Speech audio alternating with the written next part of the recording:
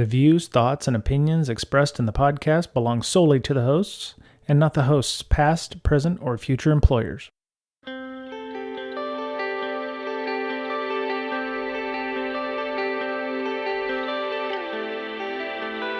Hello, hello. Welcome back. It's Brian, Mr. Betcher, and Miss Berlin for Regular Down Security.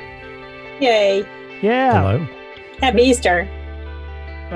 Yes, when this was recorded, it was Easter. So I'll fix that in post. Happy belated Easter to everyone. Right. Happy 4 weeks ago Easter. Happy real Easter to you four people. Right. Appreciate that. Thank you. Thank you.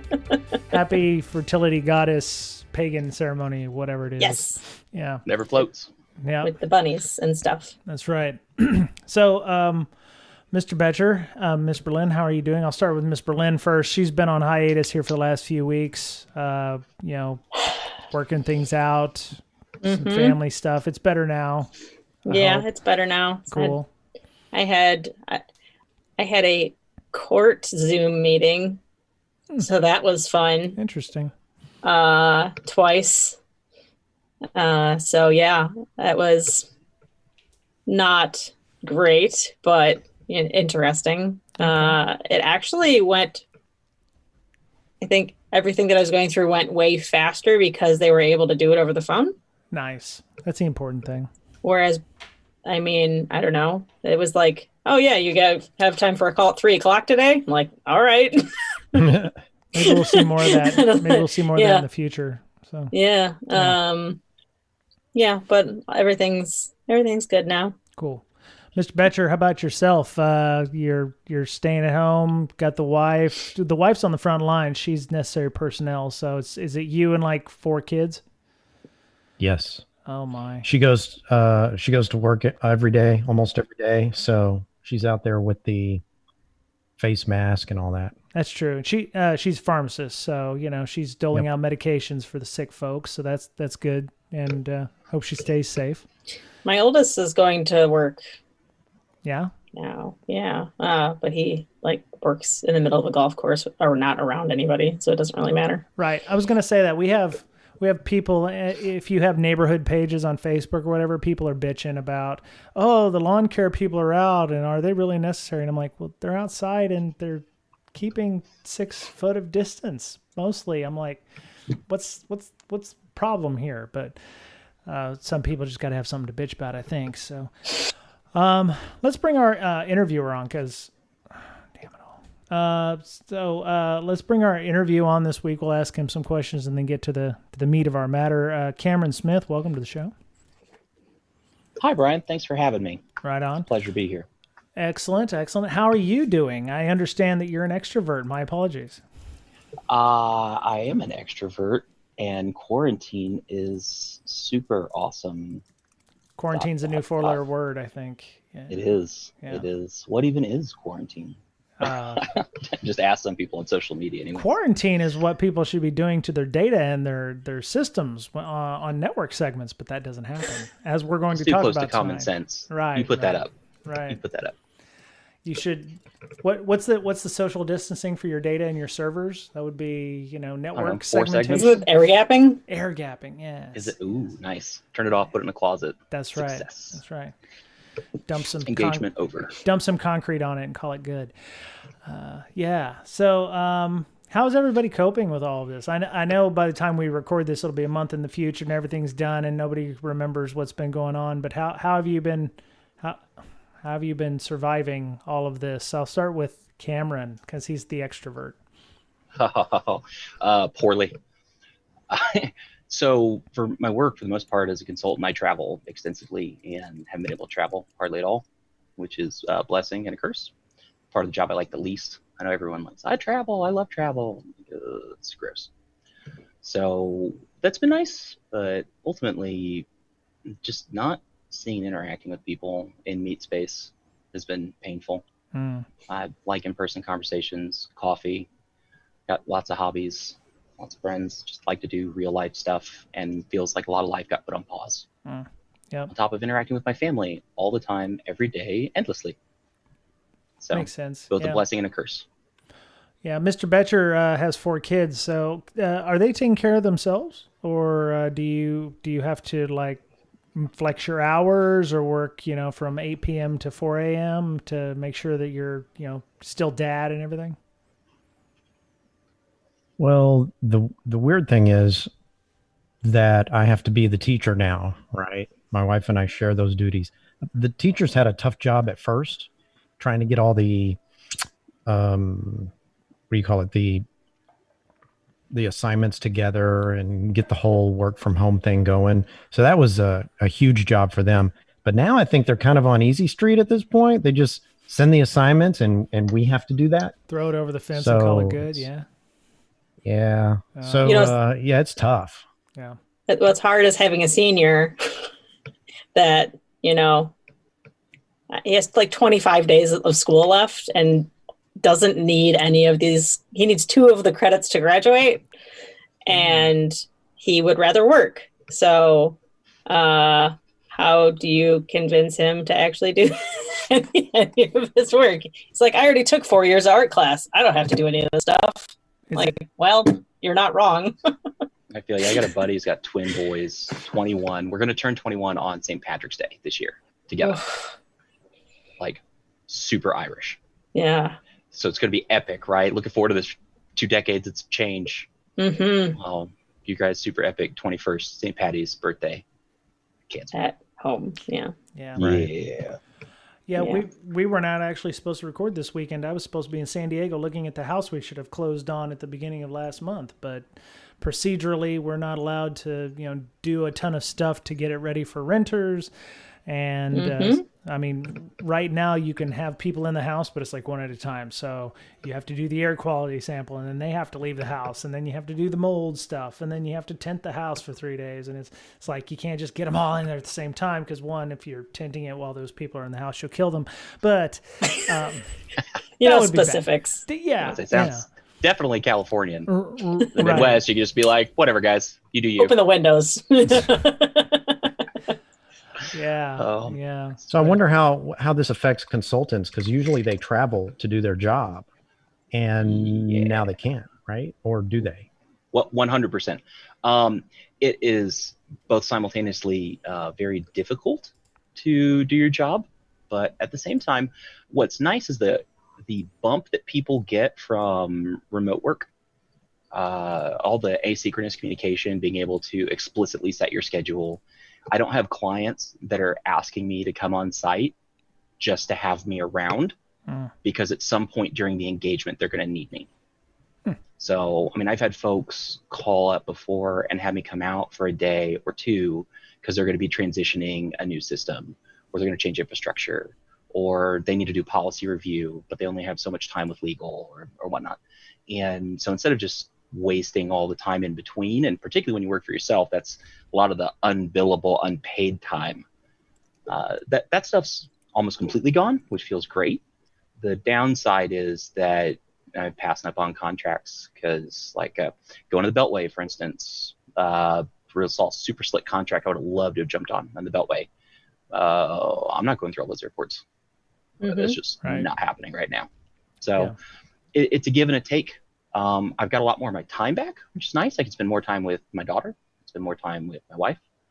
But for business, I'd say it hurts more than it helps, certainly. The nice thing is it has completely changed the what I call the security will to power. Definitely people are now driven by fear more. So it's easier to relate some of the things that you might otherwise hold back on. Say, hey, while we're talking about risk, while we're talking about possibilities and potential future outcomes, let's go ahead and talk about some of these other things. Right. Yeah. I don't think it's that way for every consultancy. Some companies do like to have people on site, but I know that where I work at Leviathan, we don't, I think 95% of our stuff is on site, unless it's, something here local to Seattle. We tend to not go on site to customers if we can keep from it. There are a few outliers, but for the most part, it's like, they need to set up the infrastructure to be able to allow us to test. So I think it depends on, the consultancy and how they like to do travel and such. I know that there's folks that really like to be on site. But, a lot of our folks like to actually not have to deal with the airport stuff, especially since traveling anywhere from Seattle is a whole day's waste of travel. It's not like being in the Midwest where it's 2.5 hours from pretty much anywhere. So, Yeah, I mean, I'm 40 minutes from the airport. I can be on a plane in 90 minutes if I need to be. right. Yeah. Yeah. All right. So the reason we're having Cameron on this week, and we probably should get to that point, you were planning on giving a talk at a B-Sides. Do you know which B-Sides that was? B-Sides Columbus in Columbus, Ohio. Okay. Oh, It's not quite in Amanda's backyard, I think, but pretty close. 2 hours Close. away. Yeah. nice. Yeah, everything's 2 hours away in Ohio. Everything's 2 hours. Yeah, pretty much. Literally, it's like particularly if you're in Columbus, right? Mhm. Akron, Cleveland, Dayton. So what happened? Did they just cancel it, or did it go virtual, or? I honestly think they chose the best of all routes. They rescheduled. Oh, okay. So they did it in a way that was positive. They didn't lose the engagement. They didn't lose the opportunity like a lot of conferences have. Right. And they didn't just go virtual and maybe half-ass it and try to just rush something. Instead, they said, hey, we're going to try this again this fall. Okay. You guys want refunds? If you bought training, whatnot, here you go. And I think that's the best way. There's a lot of conferences that just ate a lot of that themselves. And Yeah, it's weird, some of them are. I've seen them do like half and half almost. Yeah. Yeah. What's weird, some of them are apparently financed literally tip to tail. Mm-hmm. They're run in such tight annual financial ships that this is going to tank some of these places, at Right. least their current mode of operation. Yep. So are you still speaking at that one, or are they going to restart and start over from scratch with the CFP and everything, and everybody's going to have to redo this? Because I don't want you sharing your entire talk with us if you're going to give it again at B-Sides. You have all the information I have, Brian. Oh, okay. All right then. I was supposed to go to Circle City Con. As a matter of fact, I need to still call the airline and cancel my flight, which is in June, but I got plenty of time to do that. So, Yeah, It's my sad I've face. canceled 5 flights. oh yeah, Man, I was looking forward to meeting you guys. I really, It's going to be the next best thing. I really hope in July, we're supposed to be going to Europe on vacation. I don't know if that's going to happen yet, but we've got about 10K worth of airline mileage that we're going to have a ton of like accounts, like, oh yeah, vouchers or, credit. That's Yeah, I have credit. like $500 in Iceland air credits to use in a year. I'm like, I'm not going to use those. Well, Iceland's not going anywhere, and you could always bump over there for a quick, vacation. Just for the heck of it, right? Why not? What's not to love? It's not going anywhere. So, your discussion or your B-Sides talk says a consultant's perspective from the trenches of InfoSec. You'll hear war stories and lessons learned, consulting for hundreds of clients across dozens of verticals at every level, from bootstrapped startups with garage beginnings to Fortune 50s and everything in between. Cover life on the front lines at InfoSec, ranging from individual contributions and staying relevant in a rapidly evolving field, all the way most orgs are bad at InfoSec, and what we can do as practitioners to help them get better. So that's great. I love this. And there's no but. I appreciate the need for that, because I think, especially since everything's gone to shit with the pandemic and what have you, the whole dynamic has changed. The attack surface has changed. It has modified. It's morphed. It's now everybody's home networks, in addition to, Joe Bob Billy's son downloading Flash and Elf Bowling on their work laptops and mobile device management. So maybe give us your elevator pitch and we'll go ahead and get started from there. Yeah, so the idea when I first hatched this talk, I had someone say, "Hey man, I've never seen you at conferences speaking. You should talk about something." And I was like, "Well, what do I really have to offer that a lot of people don't have, or that maybe people who are speaking don't have?" And you hear lots of cool talks about other stuff, but I was like, I've got breadth.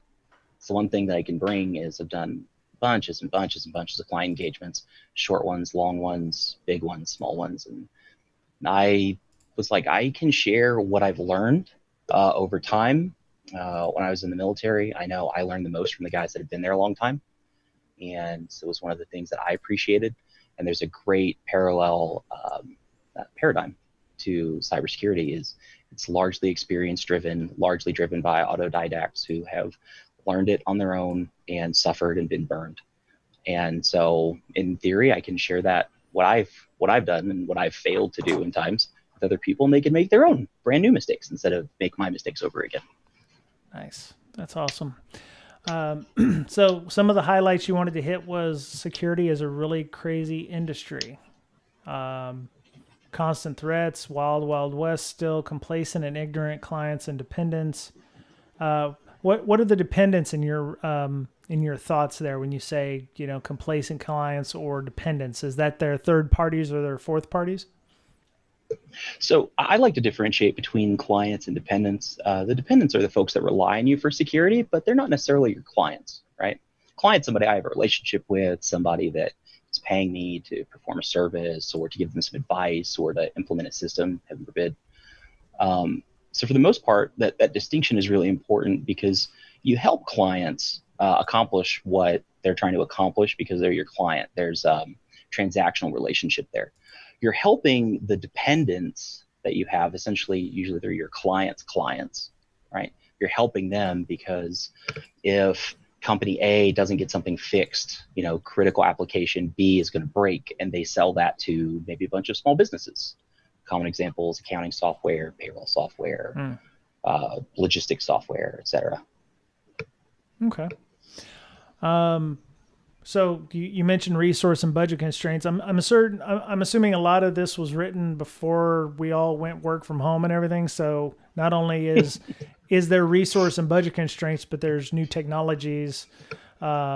The resources have changed quite a bit, or people are just dropping in a VPN and calling it good, or we really need to be able to handle and deal with the work from home stuff. Have you seen any recent stuff in the last couple months that is scary? Yeah, actually, the thing that I think, honestly, the probably perfect illustration of what I mean by security is a really crazy industry, and it is the Wild West. All of a sudden you could be going along, you're rolling out a stagecoach or whatnot, and then you got bandits that show up and start shooting everybody, right? Perfect example here. You got this all of a sudden overnight work from home mandate that happens, and I'm not even talking about the federal mandate. I'm talking about when the CEO comes in and tells the IT team, "Hey guys, PS, I know it's 08:43 Monday, 08 tomorrow. Everyone's working from home. Figure that out. Right. Let me know by lunch." What? Yeah. Like, are you? I mean, I know you don't know how this works, but do you know how this works? Yeah. Like the second order of knowing what you just did to us? Like, you wouldn't go to finance and be like, "All right, starting tomorrow, everybody's on ACH." And that parallel applies here. Is it's like you're changing a fundamental operational paradigm overnight, and so you see crazy stuff like the perfect example. When you need to buy a computer monitor, what do? Right. Go to Amazon, order one. Go to Office Max or Best Buy or whatever box store happens to be buying. You buy one. I had a buddy who literally, he was work from home, right? So, all right, I'm gonna get another monitor for my home rig, and goes to buy a monitor at Office Max, sold out. It's like, well, all right, let me order one or something. Oh, it'll be a week. Well, okay, that's weird. A week to get a monitor? No, yeah, they're sold out everywhere. Checked Best Buy, checked everything, right? Like, there's not even laptops available. It was like gaming rigs are all you can find at Best Buy. And so, I mean, that's the kind of stuff that you see, is that here's this operational paradigm shift in technology that manifests in direct, real ways overnight sometimes. And so that the work from home thing is a whole can of worms that there's some great examples. There's definitely some lessons learned from it. So if you can't find a monitor, you could probably go buy, I don't know, 57-inch 4K TV. It'd be probably the same thing. It's a little bigger. I won't lie to you. I mean, I'd love to expense the hell out of that. Well, I've seen a couple at Costco that go for about the same price as one of them 48-inch curved monitors that everybody wants. But I worked at home before, so I was already well aware and ready to go for this. So I didn't have to go find another monitor. So nice. That was helpful. I mean, another example, there are folks that all of a sudden are having to go work from home, maybe don't have home internet access, or their home internet access is not broadband. Yeah, Maybe it's not super fast. slow DSL, or it's something there. Like one guy, it's on satellite that I was working with, was trying to help him remotely. Ouch. Ugh.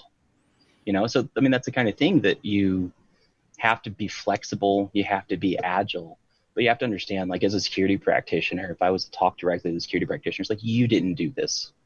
You know, there may be aspects of this you can control, but like most things in security, probably didn't originate with something you did or failed to do. Like, there's opportunities to screw things up all the time, and I'll be the first person to admit it. But there are probably, you're dealing with things and consequences that aren't your fault, but still opportunities for you to identify them and have your career enhanced by them. Right. So, Cameron, how long you been consulting? I have been consulting in an official capacity for 12 years now, and I've been doing specifically security consulting for the last half of that, almost exclusively. And I evolved into that when I got tired of engineering. I realized a lot of people that had the jobs I wanted, I needed them to retire or die to take them. Oh, yeah. And lateral moves are painful and difficult and scary sometimes. So naturally, you know, 21-year-old Cameron, his motivation is like, well, I'll just change where I have to do lateral moves all the time, right? That's totally a solution to that problem. But have you seen any improvement in the security realm in that time frame, as far as being able to defend against an attack? And I know that the attacks are evolving as well, but I mean, is it, you say it's the Wild West, but you know, are the good guys getting better? If I were to put money on the line, I would not bet on that. It's not trying to be inherently negative, but it's part of the paradigm where defenders need to be right all the time, everywhere. And being right also has an expiration date. What's right now, right? Perfect example. What was right 3 months ago is not right today. There are security departments out there that did not have work from home protocols. They did not have protocols to allow people to access their critical corporate infrastructure. Like, how do you do DLP in a distributed work from home environment? There's solutions out there, and I'm sure people would love to sell them to you. But that was even part of the model. with everybody in an office. Right? Exactly. You know. So yeah, sure. Let's just, let's open up RDP and point at the internet. That's the answer, right? So that's the kind of thing where I say that it's hard to, defense is always hard, right? Attacking, you have so many advantages. You have initiative, you have surprise, you can kind of control maneuver. You can, I mean, not like not like an infantryman, but specifically though, there are advantages to attacking, especially if you're attacking people that don't have a lot of resources. Particularly if you start attacking in a very intelligent, methodical, thought out way. I don't need to attack someplace that has this super small attack surface that's really hardened. If I can just drop a USB drive in the parking lot and let somebody who's really polite try to figure out who owns it for me. And so those are the things that I think makes defense hard. You got to think through all those things. Everybody harps on threat modeling all the time. And I mean, I know it's like a unicorn for security. Hardly anybody does it right. Most people haven't seen it somehow. But again, it's hard to do. If you look at threat models from 5 years ago and you look at threat models from now, how much do you think they've changed? I think it'd matter if you did it when everybody was in the office and you haven't added about 50 to 100 new applications or technologies. I think a threat model is a point in time, very much like a PCI requirement, or if you start changing processes or something, you're introducing new risk that needs to be chronicled or added to a risk register in this case. So it's an ongoing process. Something needs to happen on a regular basis, not just, here's our yearly threat model, because it's not going to work. Yeah, they're beautiful historical artifacts for organizations, and usually one of the first pieces of intel I try to source from a client. It's is I'll come in and I'll say, hey, do you have a threat model? A, have you done any threat modeling? Like, what did you model? Who was involved? Do they still work here? Can I talk to them? Basic stuff. But what are you going to do with that data? Yeah, exactly. I got to say that more clients than not don't have it. Hmm. I mean, what better than chance odds they don't have it. And like, it's 2020. This is not new stuff. Yep. The nice thing is I've only ever talked to one customer that's ever already had a threat model. Beautiful. Yeah. See, I mean, it's perfect, right? And the proof's in the pudding there with the data. And the nice thing is those first threat models, your individual first threat model, usually is only 1 or 2 steps up from base on a maturity model anyways, right? So that's not the start of their security journey. That's the first time they started actually making real material strides. So it's all the data you can't see. That's the hard part, being a third party. I wasn't there when the CEO got ransomware at home and then came in and mandated that everybody fix everything, so it didn't happen at the company. I don't see that. I'm just like, oh, you guys have some really robust like EDR solutions, and you've really spent a lot of money on this. Why did the threat model call for this, but your guys' patching solution is garbage? Yep. Yep. That kind of stuff. You don't see those little like layer 8 artifacts. Mm-mm. So some of you've got several examples in here, and we're going to start with some very large company examples. And you say Big Four bank example. Now, in my experience, a Big Four is like consulting firms like Deloitte and Touche or whatever. You're talking like the really, really big banking organizations, the ones that are probably too big to fail. So that's not hard to find. But, verbatim. Yeah. The ones that are too big to fail. I mean, just straight from the Google entry. We'll fix that in post. So what made you think of this as an example of something, the problems that they're having there? It's a part of what I wanted to address in this talk is how easy it is to have what I call operational anxiety as a security practitioner, particularly since so many of us tend to be blue or in a blue support function, right? And so it's one of those things where if you're doing cyber defense, like there's lots of places to fail. You randomly, quote unquote, randomly fail, right? And it carries a lot of risk and a lot of pain and a lot of consequences. And so what I wanted to do was show that from top to bottom, tip to tail, no matter how well financed or how large or how sophisticated, there are very, very, very large organizations that have functionally bottomless resources that still get this wrong. And so that was one of the reasons why I wanted to include some of these large examples. We've got customers in here that measure their revenue in billions of dollars. They should be able to afford a properly managed cybersecurity company. Right. They have multiple VPs of security, CISOs, CIOs. Like, there's some educated people that should be here, right? In theory. All right. I'm assuming that they're not, or could it be political climate? Could it be, how, is it we got by on the skin of our teeth today. We don't have to worry about necessarily, having to deal with a crisis until it actually happens. Is it a lot of, that won't happen to us because, we're too big to have an issue. I mean, what kind of things are causing causing your heartburn there? I think that it's comes from two things really. It's certainly not in most organizations, for super large organizations, it's not an ignorance of consequences, and it's certainly not a feeling of vulnerability, right? It's not something where they're like, oh, well, we'll never get hacked. No big company's ever been hacked. I mean, you'd have to be missing some brain cells to really accept that as truth at this point. So I think that what's happening there is two things, at least from my perspective. One, you have some people that are making decisions based on information they have that they filter through the frame of their experience. And this layer 8 is painful, right? It's always this human and political domain. You see this kind of human terrain within an organization, and what they do is they've got this guy over here for this functional area, maybe he really cares about security and he's working really hard to integrate his functional area with the security team. You've got this fellow over here who's working really hard to just get his stuff fixed, whatever his issues are. And security is the department of no. And every time I talk to them, I just get shut down, and I don't want to do that.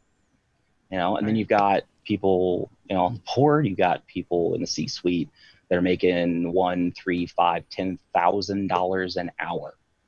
And what happens is that to communicate with those people, you have to break things down almost the way you would explain it to a child. And it's not because they're dumb, but it's because at $10,000 an hour, you're able to get so little of their attention at any one point in time that you have to make it incredibly simple, and you have to speak the language that they speak. And this is where I kind of turn this in on security is we can only control what we control, right? I can't just snap my fingers and make a client buy a product. I can't snap my fingers and make them go back in time and not write their application in a stupid language. I can't just wave my wand and fix a bunch of stuff. What I can do is I can go into the C-suite and I can call on some allies, like general counsel typically. Mm-hmm. I can talk to them in the language they understand, right? Dollars and cents.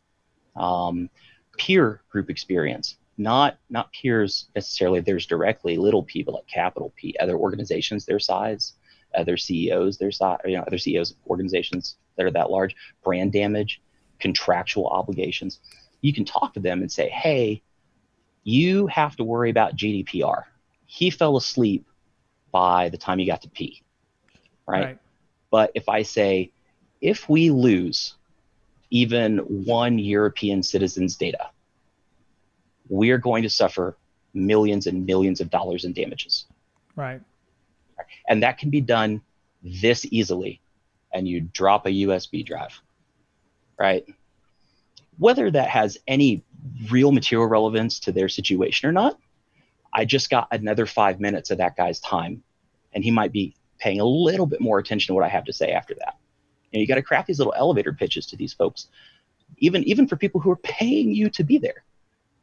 So it's not a matter of resources. It's not a matter of that. They're doing so many things in so many areas, and they have so many people under them. Their functions are so complex. I mean, the world's not simplifying, right? And security is just one more facet that's getting more complex. Yeah. And it doesn't help that security is kind of like insurance, right? You have a bunch of money that you need a premium. You pay a premium up front, and the benefit may never be realized. Mm-hmm. Of course, in this day and age, it probably will, but it's hard to justify that. It's hard to picture the benefit actually coming true for investing in security. Well, 100%. And this is one of the things that all consultants, for the most part, struggle with, right? Everything in life is a value proposition, from literally negotiating how much I'm going to order at a restaurant to crafting a pitch to a $10,000 an hour CEO. Everything's a value prop. And what I've got to do is I have to explain what the value proposition is in a way that makes sense to somebody who, at risk of sounding slightly ageist, probably needs help working their cell phone. And it's painful and it's hard, but it has to be done because these are the people that have decision-making authority for the most part in the organizations that I've worked with, from top to bottom. I mean, in startups, you get a little bit luckier. You get a little bit more leeway often. You can directly access some of these people and influence them. But for these really large orgs, I've got to convince some person who honestly might have great grandkids about the danger that ransomware presents in a way that's digestible. It's not that he can't understand it or she can't understand it. It's that I can't make the technical depth relevant, so I just have to speak in terms of consequences. And you have to talk the language that they understand. It's almost like these folks speak a completely different language. We have a living lexicon, not just in security, but just as human beings. And you got to use the right one to access the right people. Well, I don't even think that's ageist, because depending on what industry you're going to talk to, you could have a 25-year-old person that still has absolutely no idea what any of that means. So, I mean, the consequences are going to work no matter who you're talking to. They do carry over one-to-one. I mean, it's the same. It's the same across. Specifically referencing like the large industries or the really large organizations. I've seen, from my experience, the C-suite skews much older. And so it's just one of those things that's hard. Maybe that could be because, I'm a young guy. I'm 33. I'm a millennial. I'm digital native. I've lived my whole life like near, on, or around screens. And when I talk to some of these folks, I have to make some like really fundamental things clear. And I found that in the long run, talking technology is just not useful in the first place. Like, I've got to use their language. I've got to use brand damage. You've got to use dollars. You've got to use, downtime, which in itself translates to dollars. You have to use those things. What do you consider brand damage? Because as we've seen with, the Targets and the Home Depots of the world, there is no brand damage. At least not in the long term. That's a perfect example. And I feel like the roots of that problem aren't security oriented. They're societal, right? How do you damage a company like Equifax? They did pay through the nose for their breach, but it doesn't change the fact that I, as a consumer, like Equifax, I'm not a customer. Right? I'm not going to stop doing business with Equifax, right? Because I don't do business with Equifax directly. My bank does business with Equifax, and my bank sure as hell isn't going to lose access to the largest consumer database in the world for credit. Yeah. They're going to say, hey guys, you need to fix this. All right, show us that you fixed this. All right, now have a third person show me that you fixed this. All right, back to business. You have to, when I talk brand damage, I specifically mean organizations where their brand isn't just an accessory, where their brand is central to their success. Now, I'm sure some marketer out there is going to jump in here and be like, Cameron, you don't know what you're talking about. I'm not a marketer, 100%. But I can say that, how do you really hurt Target's brand, right? How do you hurt Equifax's brand? The startup, on the other hand, those people live and breathe on their reputation. They absolutely cannot survive. You have one breach. It doesn't even matter what it cost you in dollars. You just lost new customers. You lost a round of funding. Yeah, exactly. VCs just walked away. You've got all of these real second and third order consequences that happen as a result. It's not the breach at that point that matters. They don't, and for the most part, honestly, don't tend to care that they lost people's data. They say, that was real bad. How do I fix this? And by fix this, I mean, how do I get back to generating revenue? That's not true. Their PR company said that they take, handling everything very seriously. Yeah, they take it very seriously, and your security is very important to them. So, yes, PR is a revenue generating function. Yeah. No, that's fair. As someone who's crafted those statements, I get it. I get it. I have literally, I had a client last week. Literally, I had to explain to the owner, like, this is not going to be fixed in 6 hours or 12 hours or 24 hours.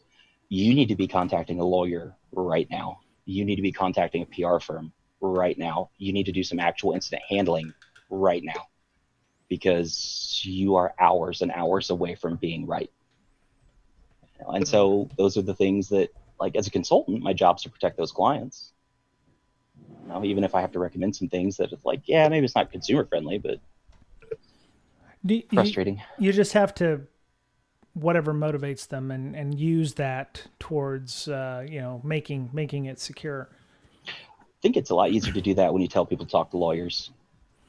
Then they know you're general serious. counsel is so useful. They will come in. Their whole job is to convey complicated legal concepts to people that don't have law degrees. And so I've half the time talked directly to general counsel, and I said, hey man, this is real bad. This is the potential risk we face. I don't know if you care about risk management at all, but here are the potential consequences. Can you go talk to this person that you've been working with for 15 years and help them avoid doing all of this? Right. And they've, half the time, general counsel's made my case for me, particularly if compliance is involved. Not that compliance is security, but right. One of those things. It's good leverage. It's beautiful leverage. I would rather build a regulatory framework for everything, whether it has teeth or not, just so I can go to general counsel and say, we're not in a rule set. We need to fix this. As long as you don't use compliance as a hammer, as like, it's all or nothing kind of thing. I think there's wiggle room in any compliance framework as long as you read and follow the letter of you follow what it says, not what it's trying to make you do, I think. Well, that's the prescriptive versus descriptive nature of right. compliance frameworks. Good ones should not be prescriptive, right? They should just say, you need a way to authenticate users onto your environment.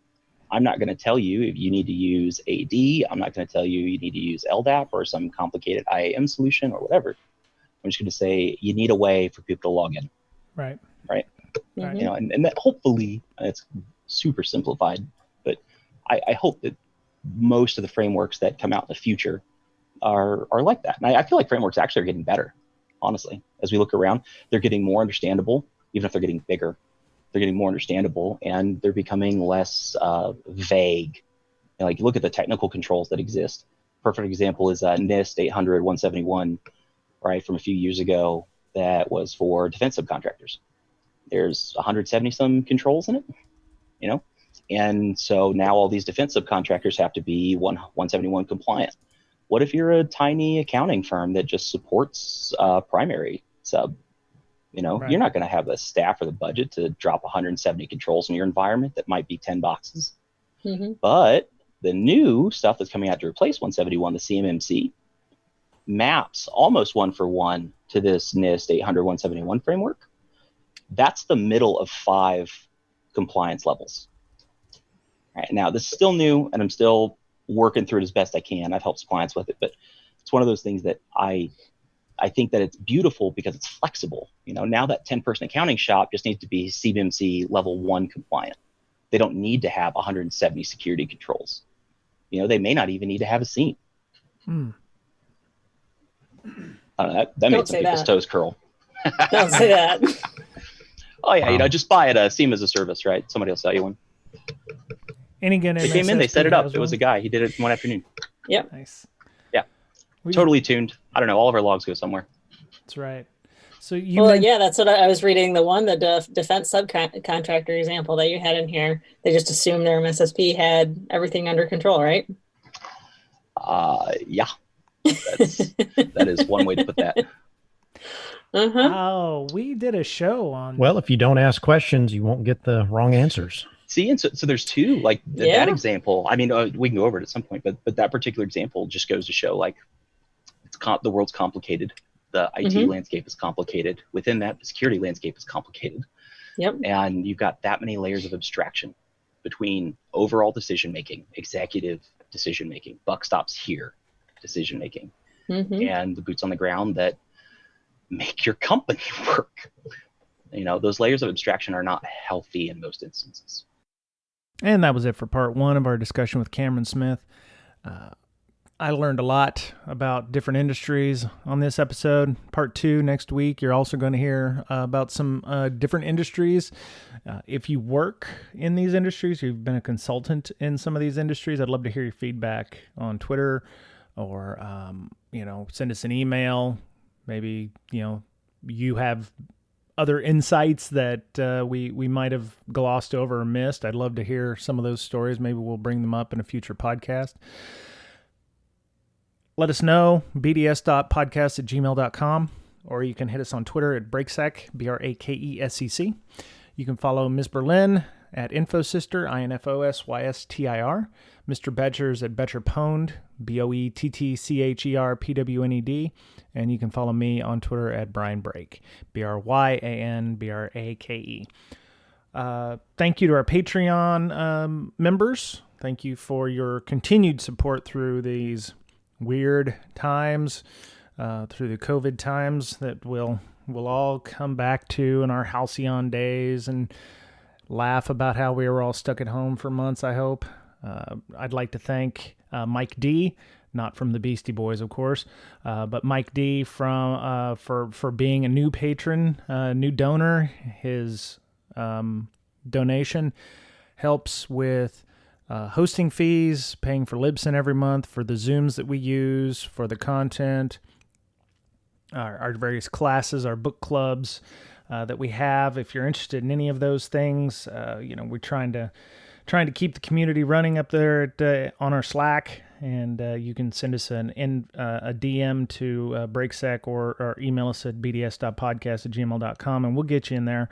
Just added, as a matter of fact, about a half a dozen people this week who are looking to join us. We have a threat hunting and threat intel channel, blue team, red team channels, lots of news. We have a no politics clause. We have a social contract. We have a specific COVID channel if you are interested in just wanting to chat about the COVID-related items, but we are moderated. We do frown upon anything related to any kind of politics, depending on which, it doesn't matter which political party you're affiliated with. We just want to talk about security and InfoSec, and we just want to make sure that it's a safe place if you want to get away from mainstream media or Twitter or whatever social media you're looking at, and kind of have a respite from that. So please feel free to join us. Also, you can find us on iTunes, Google Play Store, iHeartRadio, TuneIn Radio app.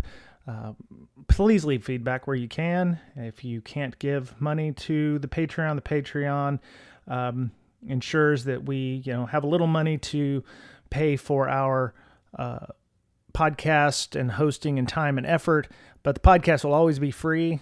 This is, a nice little tip jar, but if you can't give, and we understand that, leaving us feedback gives us more exposure to everyone, and does something with rankings, SEO, something algorithm, something blockchain, Bitcoin, something. I don't know.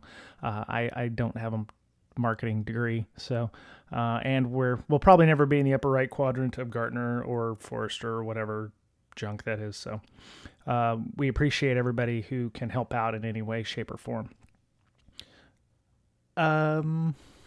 Layer 8 conference. I know we recorded this around early to mid-April, but Layer 8 conference is still going on. It's still virtual. I don't know if tickets are still available, but if you are interested in checking that out, go to layer8conference.com, and you can check that and see if they are. As a matter of fact, let me go check real quick. I should have done that before, but, best laid plans. Layer8conference.com. Yep, social engineering. Going virtual. Looks like there's still tickets available as of the 29th of April, which is when I recorded this audio. So please go check that out. They also will have a Layer 8 podcast. You can listen on Apple Podcasts or Google Podcasts. So there you go. Let me see. One last thing. Thank you to everybody listening. Appreciate everybody and their patronage, and hope that you're staying safe, that you're distancing yourself, and that your families are well, and hopefully we'll see the light at the end of this tunnel in the next month or so, and we'll all get out there and be able to go join and be at real hacker conferences online or offline, or traveling to our fancy places. So maybe we'll still get to go and visit everybody in Vegas in the end of August, or the middle of August. All right, well, that was it for the show this week. Cameron will be back next week with more information, more tales from the trenches, more questions and insights from us. So take care of yourselves and be kind to one another. Take a mental break if you need to. Take care of yourself, because you're the only you have. And we'll talk to you again soon.